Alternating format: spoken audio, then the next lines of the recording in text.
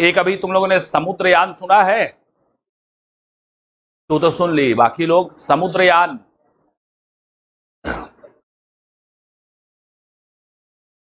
चंद्रयान तो सुन लिए हो? गगनयान सुने हो? इसी साल जाने वाला है गगनयान। कहां पे जाएगा? स्पेस में जाएगा, और 2-3 लोगों को लेकर के जाएगा। यानी पहली बार भारत जो है स्पेस में, अंतरिक्ष में मानव युक्त, है ना, अपना मिशन भेज रहा है, जिसका नाम क्या रखा गया है? गगनयान। स्पेस में हमारे देश से पहली बार आदमी लोग जाएंगे। ध्यान रखना, इसी साल, अभी डेट फिक्स नहीं हुई है, क्या डेट है। और इसरो और भी बहुत सारे कार्यक्रमों को लॉन्च कर रहा है। सूर्ययान, सूर्ययान नहीं कहा उसको, आदित्य रखा गया उसका नाम, है ना। क्या नाम रखा गया है? आदित्य। वो संभवतः इस साल या अगले साल जाएगा। वो भी सूर्य के पास में जाकर के काहे की स्टडी करने के लिए भेजा जा रहा है? कोरोना का। जो सूर्य की जो सबसे बाहरी लेयर होती है उसको क्या बोला जाता है? कोरोना। तो कोरोना की स्टडी करने के लिए कौन जाएगा? आदित्य फर्स्ट जाएगा। शुक्रयान भी छोड़ा जाएगा, लेकिन 2030 के बाद शुक्रयान। ठीक है, ये सब आगामी मिशन है इसरो के, बड़े ही महत्वपूर्ण। मंगलयान 2 भी निकलेगा। मंगलयान 1 जा चुका है 2013 में, अब मंगलयान जो 2 है 2024 में उसका प्लान है मंगलयान का। इसी प्रकार से जैसे हम स्पेस में हर दिन नए नए क्या बोलते हैं, आयाम कायम कर रहे हैं, नए नए हमारी उपलब्धियां दुनिया देख रही है, अब समुद्र के अंदर भी हम लोग एक मिशन भेजने वाले हैं। उस मिशन का नाम रखा गया है डीप ओशन मिशन। कौन सा मिशन? डीप ओशन मिशन, जो समुद्र की गहराइयों में जाएगा। ठीक है, और उसके लिए नामकरण हुआ है, जो जैसे हम लोग यहाँ पे सूर्ययान, चंद्रयान, मंगलयान, तो ऐसी समुद्रयान याद रखना। डीप ओशन मिशन के तहत क्या जाएगा? समुद्रयान मिशन। तो डीप ओशन मिशन याद रखो, deep ocean mission, ocean mission. अब डीप ओशन मिशन को कौन कौन भेज रहा है, कौन कौन इसके लिए प्रयास कर रहा है? ध्यान रखना, 2026 तक ये कंप्लीट होगा। कब तक की परियोजना है ये? 2026 तक की। इसमें कुछ मुख्य बातें अभी ध्यान रखो डीप ओशन मिशन की। 2026 तक ये कंप्लीट होगा। एक्सपेरिमेंट स्टार्ट हो चुके हैं। अब समुद्र के अंदर कौन जाता है तुम लोग को पता होगा, कौन जाता है? सबमरीन, जिसको हिंदी में क्या बोलते हैं? पनडुब्बियां। सामान्य रूप से जो पनडुब्बियां होती हैं, जो सबमरीन होती हैं, वो जो समुद्र का जो सरफेस होता है, जो वाटर लेवल है समुद्र का, है ना, जो सरफेस है, उससे 200 मीटर, 300 मीटर, 400 मीटर, 500 मीटर, इसी की गहराई पे पनडुब्बियां चलती हैं।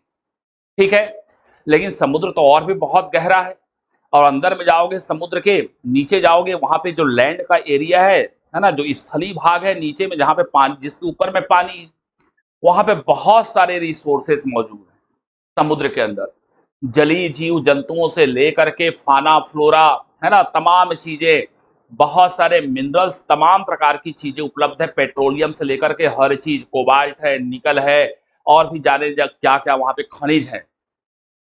इन्हीं सब चीजों के खोज के लिए हमारा देश एक नया मिशन लॉन्च कर रहा है, डीप ओशन मिशन। 6000 करोड़ की लागत लग रही है इसमें। बहुत महंगा मिशन है ये। कितने की लागत है?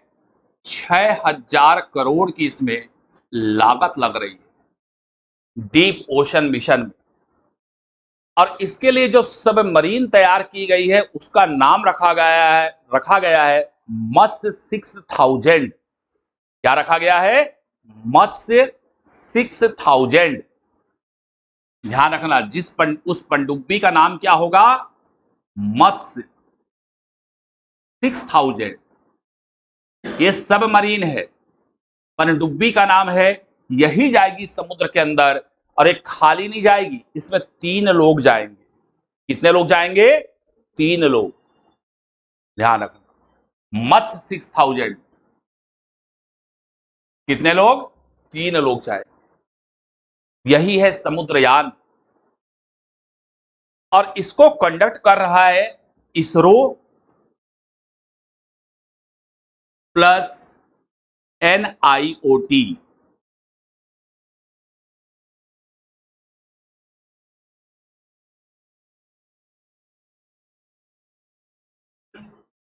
है। NIOT, NIOT का फुल फॉर्म बताया था, national institute of ocean technology. Chennai में इसका हेडक्वार्टर है NIOT का। तो NIOT और इसरो, इसरो इसमें सहयोग कर रहा है NIOT का, मेन तो NIOT ही है, लेकिन उसका सहयोग कौन कर रहा है? इसरो भी कर रहा है।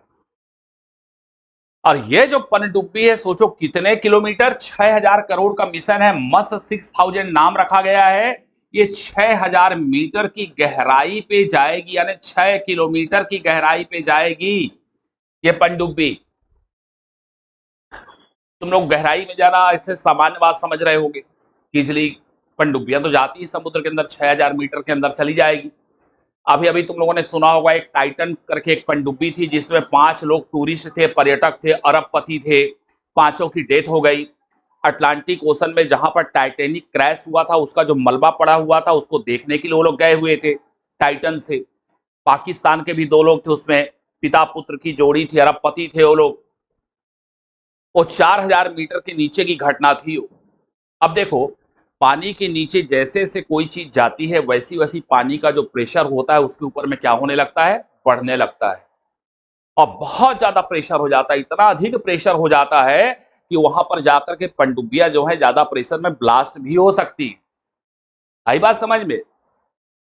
जैसे तुम लोग, तुम्हारे ऊपर में कोई भी चीज रख दी जाए, है ना, लेयर पे लेयर, लेयर पे लेयर, तो उसका भाव, वेट बढ़ेगा कि नहीं बढ़ेगा? तो वही हाल यहाँ पे है। जल की इतनी बड़ी मात्रा है, उसका पूरा प्रेशर उस सबमरीन पे पड़ेगा, पनडुब्बियों पे पड़ेगा। इस कारण इस पनडुब्बी को एक विशेष ढंग से बनाया गया है। ठीक है, ये टाइटेनियम की बनी हुई है। कौन सी धातु की बनाई गई है? टाइटेनियम की बनाई गई है इसको, इस पनडुब्बी को।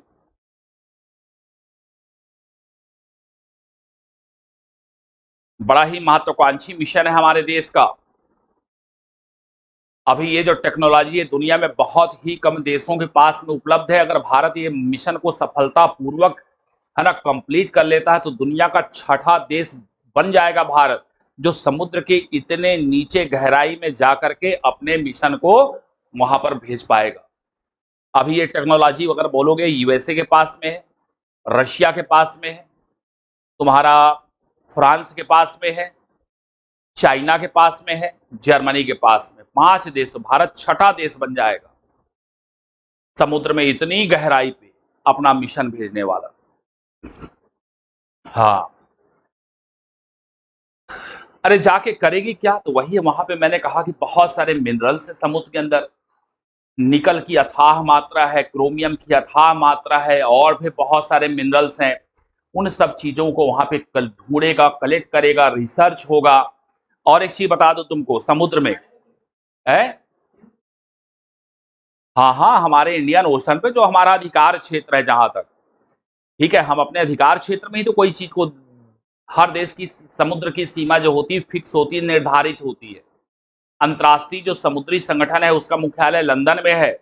वहां से हर देश की जो सी बाउंड्री होती है वो फिक्स की जाती है कि किस देश की समुद्री सीमा कितनी है। ओपन सी एरिया में अलग होती है। अब अगर हम बात करें, भारत के बाजू में यहाँ पे तमिलनाडु में श्रीलंका है, श्रीलंका और भारत की उतनी दूरी नहीं है, वहां पर की सीमा अलग होगी। लेकिन इधर ओपन सी एरिया है, नीचे ओपन सी एरिया है, यहाँ पर की समुद्री सीमाएं क्या होंगी?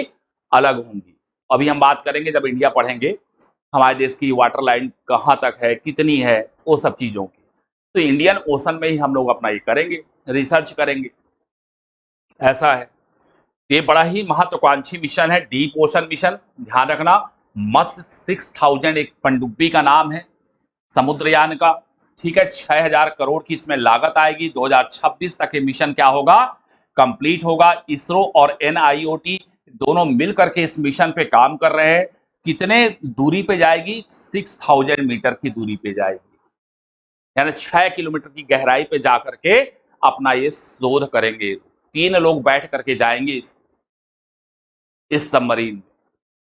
ठीक है, तो बड़ा ही इंपॉर्टेंट मिशन है भारत के दृष्टिकोण से, और दुनिया में हमारी सत्ता को स्थापित करने में, भारत को विश्व शक्ति महागुरु बनाने की दिशा में एक और मोदी जी का कदम, समुद्रयान है।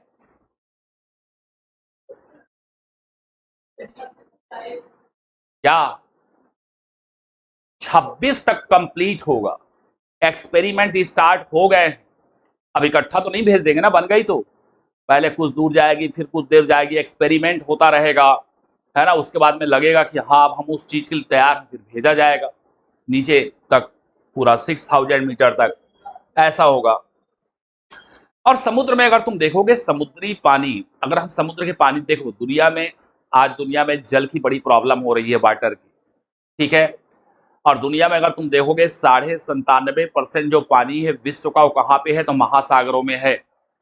2 से 2.5% पानी ही सब पीने के योग्य है, नदी नालों में, तालाबों में, ग्लेशियर में, यहाँ पर है। अब बाकी 97 से अधिक जो है पानी कहाँ पे है तुमको मिलेगा? समुद्रों में मिलेगा। अब पानी समुद्रों का तो था है, खत्म होने वाला है नहीं कभी। अब यहाँ पे जल की समस्या आ रही है। समुद्र के नीचे तुम जैसे से गहराई पे जाओगे, समुद्र का ऊपर का ही पानी खारापन, उसमें खारापन दिखाई देगा। तुम जैसे से नीचे की तरफ जाओगे, वहां का पानी जो है मीठा होता जाएगा। काफी गहराई पे जाओगे एकदम फ्रेश वाटर रहेगा समुद्र का, पीने के लायक पानी रहता है।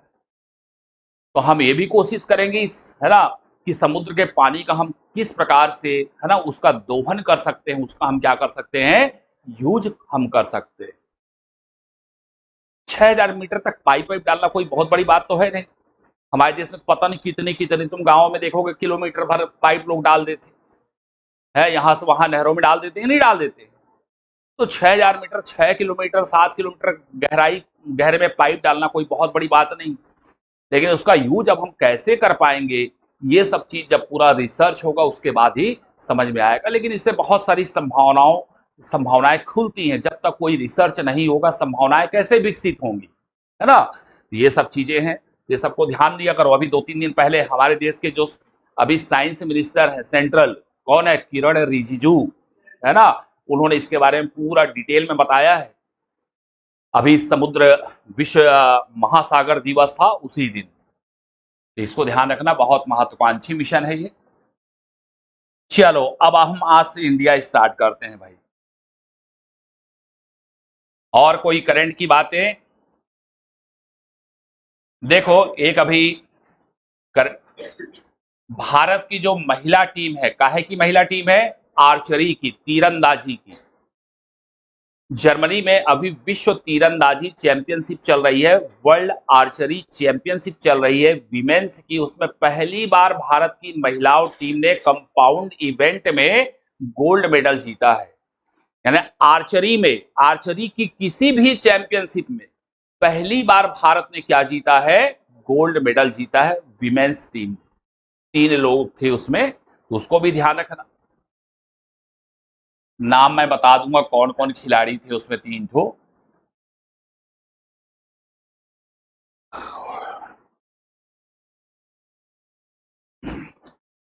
चलो अब हम आज से इंडिया की चर्चा करेंगे, भारत की। हमारे देश के संविधान में क्या लिखा है? भारत अर्थात इंडिया। पहली लाइन है, भारत अर्थात इंडिया राज्यों का क्या है? संघ है। तो अगर संवैधानिक दृष्टि से देखोगे तो हमारे देश के 2 नाम हैं। कौन कौन से 2 नाम है? एक हो गया भारत और दूसरा क्या हो गया? इंडिया। चलो पहले नाम आ रहा है तो सबसे पहले भारत के नाम की चर्चा करते हैं। हमारे देश के कौन कौन से नाम हैं? तो सबसे पहला जो नाम है हमारे देश का, भारत।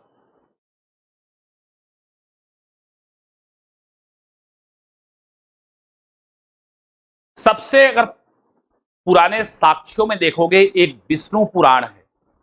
18 पुराणों में से कौन सा पुराण? विष्णु पुराण, जिसमें मौर्य वंश की क्या मिलती है? जानकारी मिलती है। उसमें हमारे देश का नाम भारत ही कहा गया है। क्या बोला गया है? भारत।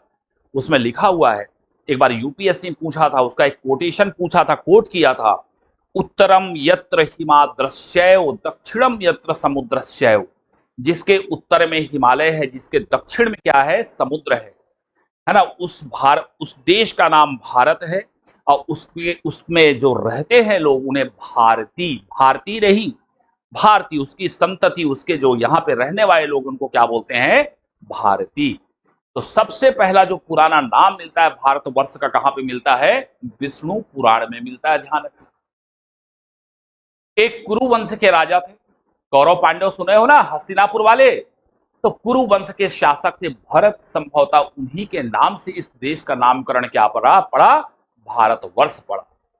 तो ध्यान रखना, हमारे देश का एक नाम क्या हो गया, भारत। अब दूसरा नाम इंडिया। इंडिया नाम मजाक बन गया है आजकल।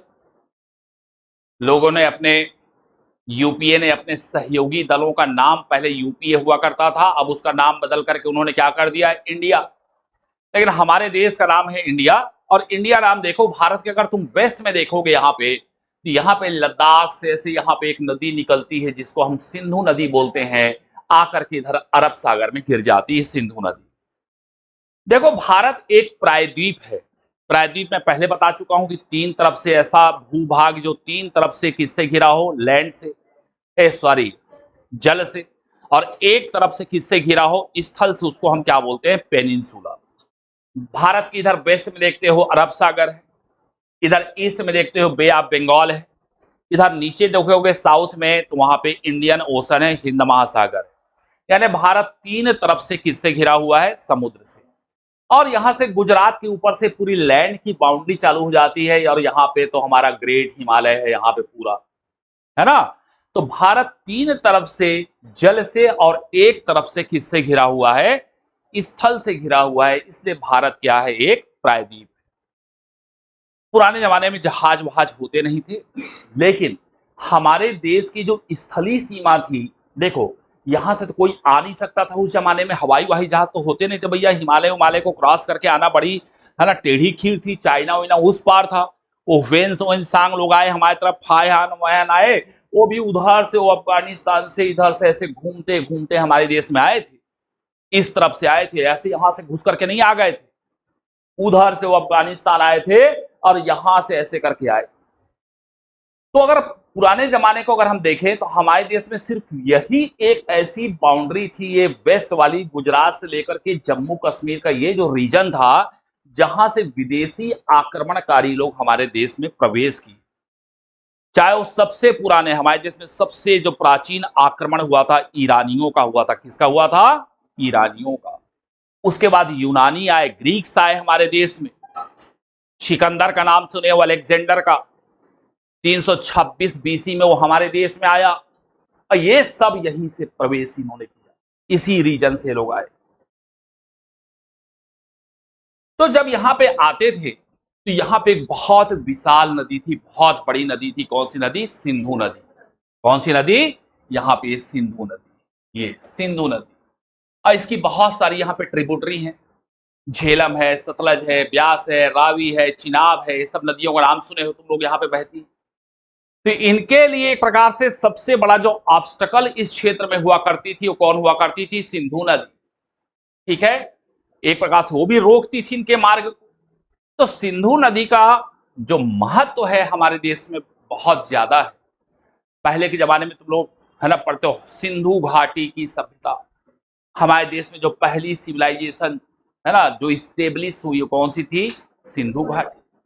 बाद में उसका नामकरण क्या कर दिया गया, हड़प्पा सिविलाइजेशन, क्योंकि बाद में ऐसा पता चला भाई कि ये सिर्फ सिंधु वैली तक नहीं थी, ये आगे तक इधर गंगा वैली तक चली गई थी, इधर नीचे दक्षिण में चली गई थी गोदावरी नदी की घाटी में। तो लोगों ने कहा कि सिंधु घाटी सभ्यता जो है इसका नाम उचित नहीं होगा, पहला स्थान जिसको खोजा गया हड़प्पा, उसके नाम से इसको क्या बोलो, हड़प्पा। तो देखो, हम इंडिया शब्द की बात कर रहे थे, तो इसका महत्व जो था बहुत था, इसके कारण हमारे देश के दो नाम पड़े। जब ग्रीक्स आए हमारे देश में, सिकंदर लोग, उनकी लैंग्वेज अलग हुआ करती थी, वो लोग सिंधु को इंडस बोलते थे। क्या बोलते थे, इंडस। ठीक, तो इंडस के कारण ही हमारे देश का नामकरण क्या हुआ, इंडिया हुआ। तो ध्यान रखना कि इंडिया नाम देने वाले कौन है, तो ग्रीक्स हैं। कौन है? ग्रीक्स हैं, यूनानी। और ये जो इंडस है किसके नाम से पड़ा है, तो सिंधु नदी के कारण।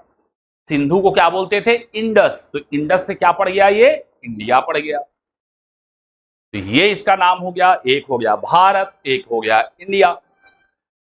अब देखो तीसरा आता है, हमारे देश को हम लोग हिंदुस्तान भी कहते हैं। क्या बोलते हैं भाई? हिंदुस्तान। पाकिस्तान नहीं, बल्कि क्या? हिंदुस्तान।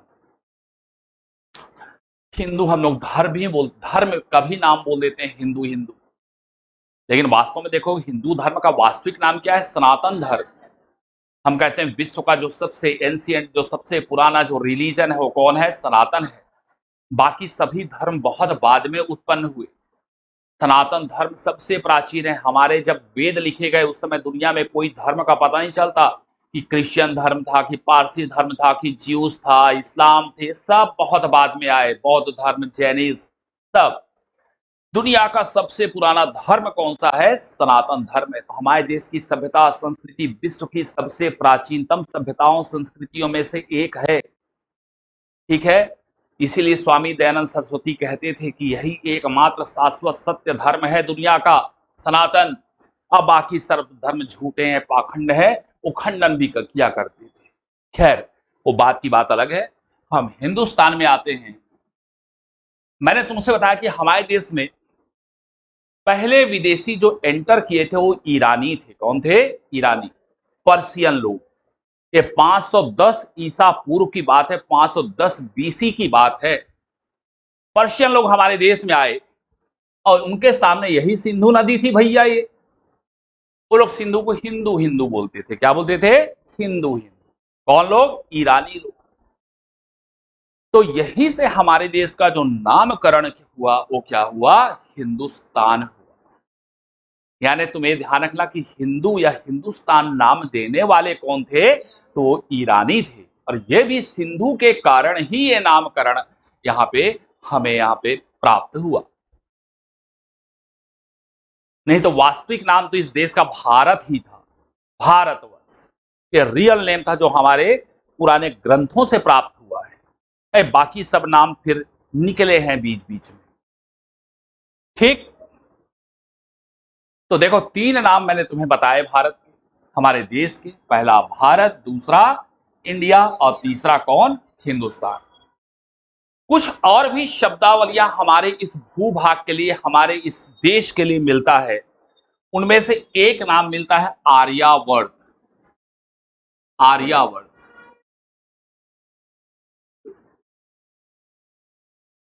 आर्यावर्त।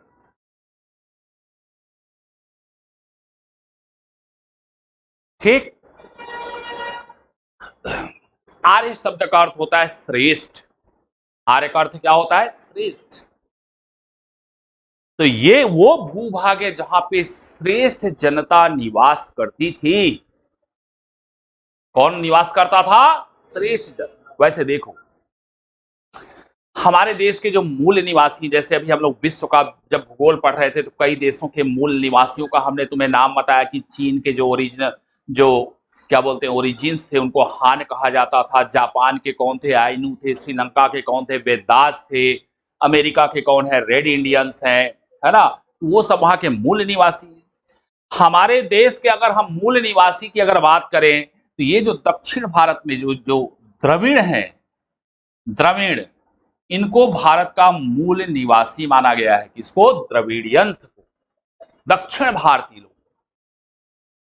हड़प्पा सभ्यता के जो निर्माता थे वो द्रविडियंस ही थे, ऐसा माना जाता है। ठीक है, तो हमारे देश के जो मूल निवासी थे वो कौन थे? द्रविडियंस। कहा जाता है कि ईसा पूर्व भगवान जाने कब, लेकिन हड़प्पा सभ्यता के बाद में संभवतः यहाँ पर आर्यों के द्वारा हमारे देश में एक सभ्यता की स्थापना की गई जिसको वैदिक कल्चर कहा गया, वैदिक सभ्यता कहा गया। हड़प्पा सभ्यता का अगर तुम टाइम पीरियड देखोगे तो लगभग 2500 बीसी से लेकर के 1750 ने 1750 बीसी का माना जाता है। कौन सा? हड़प्पा सिविलाइजेशन का। और वैदिक सिविलाइजेशन की अगर हम बात करें तो वैदिक सभ्यता 1500 बीसी से 600 बीसी, ये टाइम पीरियड कौन सी सिविलाइजेशन का है? तो वैदिक सभ्यता का है। और वैदिक सभ्यता के जो निर्माता थे वो कौन थे? आर्य थे। और आर्यों के आगमन के बहुत सारे सिद्धांत हैं, अलग अलग इतिहासकारों ने, बहुत सारे इतिहासकार हैं, सबके अपने अपने तर्क होते हैं, मत होते हैं, सबके अपने अपने रिसर्च होते हैं कि आर्यंस आए कहां से। बहुत सारे इतिहासकार ये मानते हैं कि आर्यंस भारत के ही मूल निवासी थे। पंडित गंगानाथ झा है, वो कहते हैं कि आर्य जो है ब्रह्मर्षि देश के निवासी थे। एल डी कल्ला है, वो बोलते हैं कि आर्यंस जो थे कश्मीर के निवासी थे मूल रूप से। एक और हैं अविनाश चंद्र दास, वो कहते हैं कि आर्य जो थे सप्त सैंधव प्रदेश यानी सिंधु और 7 नदियों का जो क्षेत्र है वहां के मूल निवासी थे। लेकिन एक जर्मन विद्वान है मैक्स मूलर, विदेशी लोग अगर कोई कुछ बात बोल देते हैं ना तो हमारे देश में बड़ा महत्व हो जाता है। अभी कोई विदेश का आदमी मोदी जी को गाली देता है तो सारे लोग गाली देना चालू कर देते हैं। तो अगर विदेशी कोई रिसर्च कर दिया, खोज कर दिया, तो उसका बड़ा महत्व है। हमारे आर्यभट्ट ने यहाँ से सूर्य की दूरी बता दी थी, सूर्य ग्रहण चंद्र ग्रहण बता दिया था, तो दुनिया उसको एक्सेप्ट नहीं करेगी, लेकिन कॉपरनिकस ने बता दिया तो उसको एक्सेप्ट कर ली। वही हाल है। तो एक मैक्स मूलर आया, और भी कई लोग थे, पेन का था, नेहरिंग था, ये लोग मानते हैं कि आर्यंस हमारे देश के मूल निवासी नहीं थे। मैक्स मूलर कहता है कि आर्यंस यहाँ पे अफगानिस्तान के उधर, तुम लोग को मैं कैस्पियन सी दिखा रहा था, वहां पे तुम लोग को एक मैं शीतोष्ण कटिबंधीय घास का मैदान बताया था जिसका नाम था स्टेप्स और खिरगीज। खिरगीज वहां पे बताया था ट्राइब्स है, स्टेप्स घास का मैदान है। तो मैक्स मूलर अपने रिसर्च के आधार पे उस क्षेत्र में जो लैंग्वेज चलती है, आर्यंस को उस जमाने में जिन जिन चीजों की जानकारी थी, उनके पास में घोड़े हुआ करते थे। घोड़ों की उपलब्धता उस जमाने में हमारे देश में नहीं हुआ करती थी, लेकिन आर्यंस का सबसे प्रिय पशु क्या हुआ करता था? घोड़ा। वो घोड़े थे उनके पास में। तो वो मैक्स म्यूलर ये सिद्ध करता है कि आर्य जो थे सेंट्रल एशिया से आए थे। कहां से? मध्य एशिया, जो कजाकिस्तान, उज्बेकिस्तान, किर्गिस्तान वाला जो पार्ट है ना, वहां से आर्यंस हमारे देश में आए। और आ करके जो सिंधु है और इसके आसपास का जो क्षेत्र है, यहां पर आकर के उन्होंने अपनी सभ्यता का क्या किया? विकास किया। और धीरे धीरे आर्यों का जो फैलाव था, यहाँ पे गुजरात से लेकर के हमारे एमपी में ऐसे जाता है, यहाँ तक बिहार तक ये जाता है विंध्याचल पर्वत। कौन सा पर्वत? विंध्याचल पर्वत जाता है। तो ये सिंधु नदी से लेकर के विंध्याचल पर्वत तक इस पूरे क्षेत्र में आर्य अपनी बस्तियां बसाते गए। और इनका जो संघर्ष हुआ होगा यहाँ पे रहने वाले द्रविड़ से हुआ होगा, तो द्रविड़ इस संघर्ष में पराजित हुए और ऊपर से कहां आ गए ये लोग? नीचे आ गए। कौन बताता है ये? मैक्स मूलर बताता है। ठीक। तो ये जो क्षेत्र था यानी सिंधु नदी से लेकर के विंध्याचल पर्वत, ये कौन सा पर्वत है? विंध्याचल। तो यहां तक का जो क्षेत्र है ये आर्यावर्त कहलाया। कौन सा वर्त? आर्यावर्त। तो उसको ध्यान रखना कि कहां से लेकर के कहां तक के क्षेत्र को आर्यावर्त कहा गया था। तो सिंधु नदी से लेकर के कहां तक का क्षेत्र? विंध्याचल पर्वत तक का क्षेत्र, जो प्रारंभिक आर्यों का निवास था।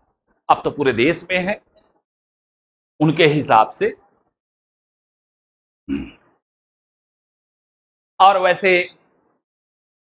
प्राचीन ग्रंथों में एक और नाम हमारे इस देश का प्राप्त होता है, जम्बू द्वीप। अभी भी पूजा पाठ में तुम देखोगे तो जब पंडित तो मंत्र पढ़ते हैं तो उसमें जम्बू द्वीपे ही बोलते हैं। क्या बोलते हैं? जम्बू द्वीपे भारत खंडे, ऐसा बोलते हैं वो। ठीक है। तो जम्बू द्वीप भी इसका एक नाम है। ये तो भारत के नाम हो गए हमारे देश के, इनको ध्यान रखो। और इसी के साथ में मैंने तुमको और भी बताया कि भारत हमारा क्या है? एक प्राय द्वीप है, एक पेनिनसुला है भारत। ठीक है, वो भी ध्यान रखना। अगर हम भारत के पोजीशन की बात करें, ज्योग्राफिकल दृष्टिकोण में आते हैं, ये तो थोड़ा सा ज्योग्राफी के साथ में यहाँ पे हिस्ट्री की भी बात हो रही थी। तो देखो यहाँ पे थोड़ा सा ये समझो भारत की स्थिति क्या है, पोजीशन क्या है दुनिया में? बड़ी मस्त पोजीशन भाई आजकल तो यार, है। नमस्कार नमस्कार कर रहे हैं सब लोग इंडिया को, है ना।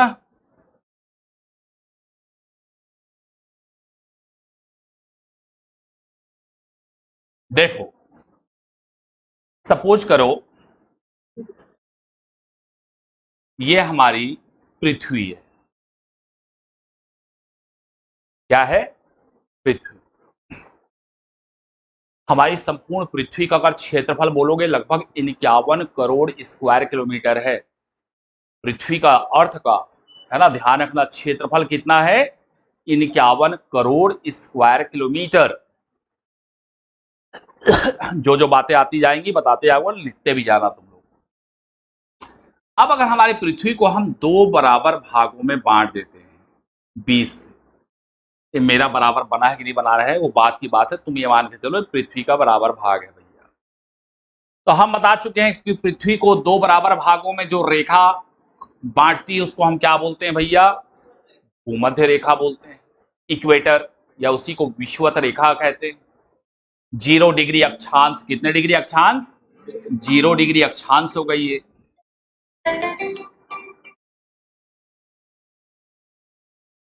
अब देखो,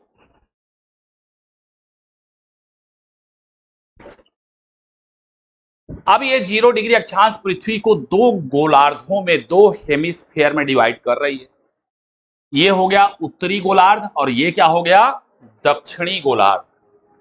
हम अगर अपने देश की बात करते हैं, हमारा देश जो है भूमध्य रेखा से काफी नजदीक है 0 डिग्री से, लेकिन किस गोलार्ध में है? तो उत्तरी गोलार्ध में है। यहां पे भारत की पोजीशन, यानी भारत किस गोलार्ध में है पहले तो ये समझ लो तुम, किस गोलार्ध में है। अगर हम भूमध्य रेखा से भारत की दूरी की बात करें तो लगभग 876 किलोमीटर है 0 डिग्री से। कितने किलोमीटर? 876 किलोमीटर। वैसे 1 डिग्री अक्षांश में 111 किलोमीटर होते हैं। कितने किलोमीटर? 111 किलोमीटर। तो भारत की जो दूरी है भूमध्य रेखा से कितनी है? लगभग 876 किलोमीटर है। यह भी ध्यान रखना। भारत किस गोलार्ध में है? उत्तर में है कि दक्षिण में है? उत्तरी गोलार्ध में है, नॉर्दर्न हेमिस्फीयर में है भारत। लेकिन ये कंप्लीट जानकारी नहीं है, ठीक है।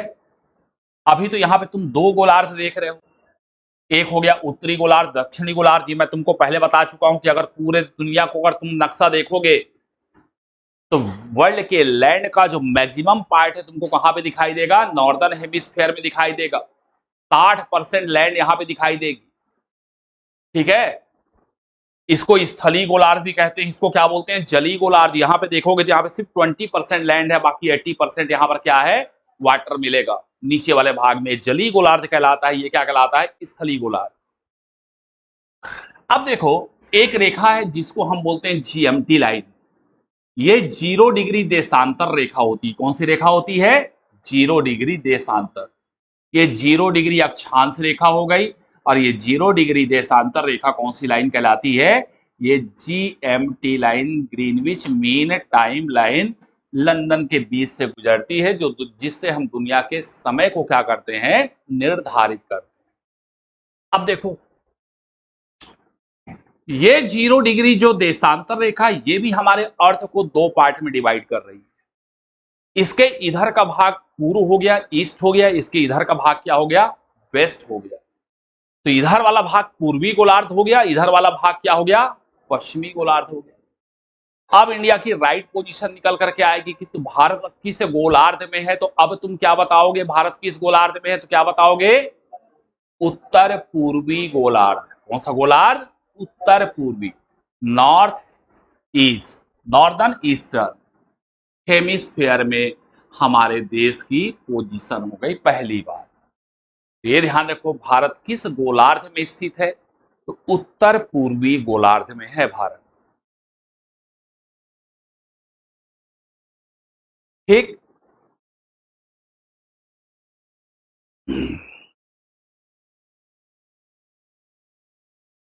इसी के साथ में भारत की अक्षांशीय स्थिति, लैटिट्यूड पोजीशन ऑफ इंडिया और लॉन्गिट्यूड पोजीशन ऑफ इंडिया, दोनों देख लो। देखो एक चीज पहले समझ लो, ये 0 डिग्री है, यहां से लेकर के यहां तक 90 डिग्री अक्षांश है, और यहां से लेकर के यहां तक कितने डिग्री अक्षांश होती है? 90 डिग्री। ठीक, यहां पे ऊपर में जितनी भी अक्षांश होंगी सबको हम उत्तरी अक्षांश बोलेंगे। कितने अक्षांश? क्या बोलेंगे? उत्तरी अक्षांश। चाहे 1 डिग्री हो, 2 डिग्री हो, 3 डिग्री, 4 डिग्री। तो हमारा देश कितने अक्षांशों के बीच में स्थित है? पहली बात हम ये बात करेंगे।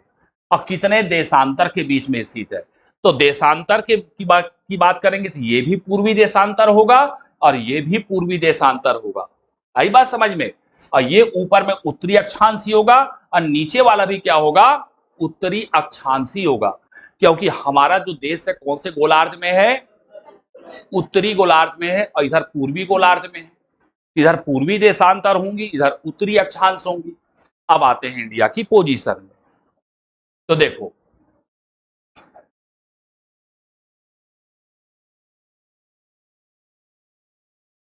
यहां पे ऐसा करके थोड़ा सा तुम्हें बताता हूं नीचे से। देखो ये तो हमारे देश की मेन लैंड तुमको दिखाई दे रही है, मुख्य भूभाग है भारत का। लेकिन इस मुख्य भूभाग के नीचे यहाँ पे कुछ आइसलैंड भी हैं।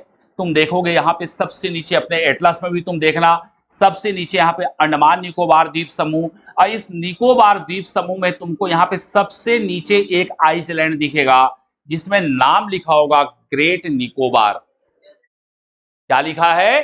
ग्रेट निकोबार। तो एक प्रकार से वहीं से हमारे देश की बाउंड्री जो होती है वो चालू हो जाती है। अब वो कितने डिग्री अक्षांश में पड़ता है? तो 6 डिग्री 4 मिनट में, 6-4 में। और सबसे ऊपर लद्दाख में जो सबसे लास्ट वाला पार्ट है वो पड़ेगा 37 डिग्री 6 मिनट। तो 6-4 से 37-6 उत्तरी अक्षांश, नॉर्थ लेटीट्यूड, ये हमारे देश की अक्षांशी स्थिति हो गई। 6-4 से 37-6 नॉर्थ लेटीट्यूड, उत्तरी अक्षांश। 6-4 ये पोजीशन हो गई, 37-6 इसके ऊपर। लद्दाख सबसे ऊपर में क्या है? लद्दाख है ना, तो उसका जो लास्ट पॉइंट होगा समझ लो। ठीक, हाँ उसका नाम लिखेंगे अपन, वो इंदिरा कॉल है, ये इंदिरा पॉइंट है, ये 6-4। लेकिन यहीं पे एक चीज और तुमको बता दूं, ये जो हमारे इंडिया की मेन लैंड है, कभी ये तुमसे पूछे कि भारत के मुख्य भूमि की, ये हमारे देश की मेन लैंड नहीं है, लेकिन हमारे देश की सीमा यहां से चालू हो जाएगी। कभी स्पेशली मेंशन करके पूछे कि भारत के मुख्य भूभाग की दक्षिणी सीमा किस अक्षांश से प्रारंभ होती है, कौन से लेटीट्यूड से प्रारंभ होती है? यहां पे देखो कन्याकुमारी है सबसे नीचे तमिलनाडु में, वहीं पे एक जगह केप कोमोरिन, वो स्टार्ट होता है 8 डिग्री 4 मिनट से, 8-4 से। ये भी ध्यान रखना है, यहाँ पे कई बार घुमा फिरा के क्वेश्चंस आते हैं। तो भारत के मुख्य भूभाग, ये मेन लैंड है, इसकी जो सबसे दक्षिणी सीमा है कहां से चालू हो जाएगी? 8 डिग्री 4 मिनट से, 8-4 से मेन लैंड की, 8-4 उत्तरी अक्षांश। अब ऐसे पूरे भारत को बोलोगे 6-4 से लेकर के 37-6 तक। ठीक,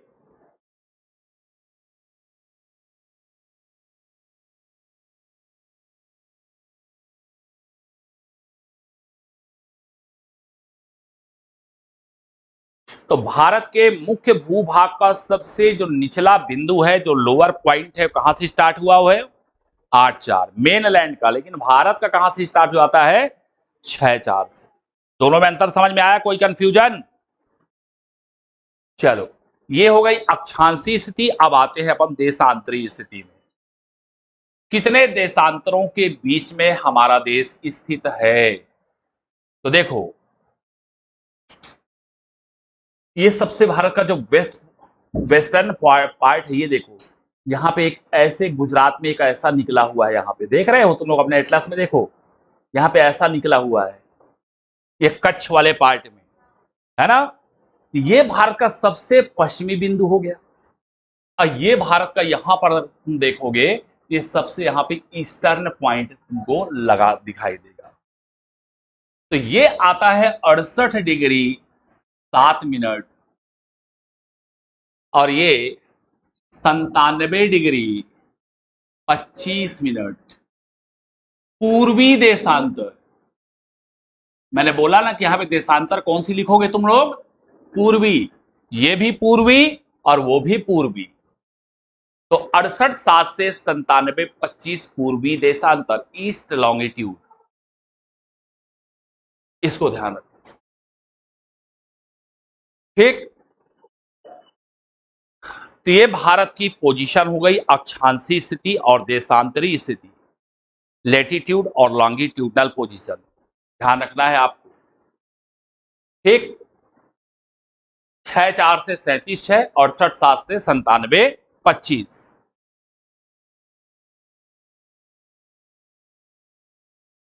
अगर हम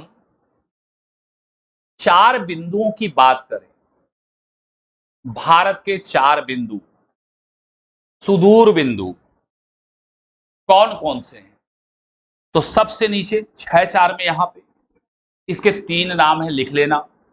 इंदिरा पॉइंट, इसको इंदिरा पॉइंट कहते हैं, इसी को पार्सन पॉइंट भी कहते हैं। क्या बोलते हैं, पार्सन पॉइंट। या इसी का तीसरा नाम है पिगमेलियन पॉइंट। क्या नाम है, पिगमेलियन। 3 नाम है भाई इसके, इंदिरा, पार्सन, पिगमेलियन। कहां है, ग्रेट निकोबार में, ग्रेट निकोबार में, इसको ध्यान रखना। सबसे उत्तरी बिंदु इंदिरा कॉल, एक ग्लेशियर है ये लद्दाख में, ये सबसे उत्तरी बिंदु हो गया। ये वाला भाग जो मैं बता रहा था ये बड़ा विवादित क्षेत्र है पाकिस्तान के साथ। ये है गौर माता, भारत का सबसे पश्चिमी बिंदु, गौर माता। ब्रैकेट में लिख लेना सर क्रीक, कच्छ में। हाँ, सर क्रीक विवाद की चर्चा फिर हम करेंगे बाद में। गौर माता, सर क्रीक।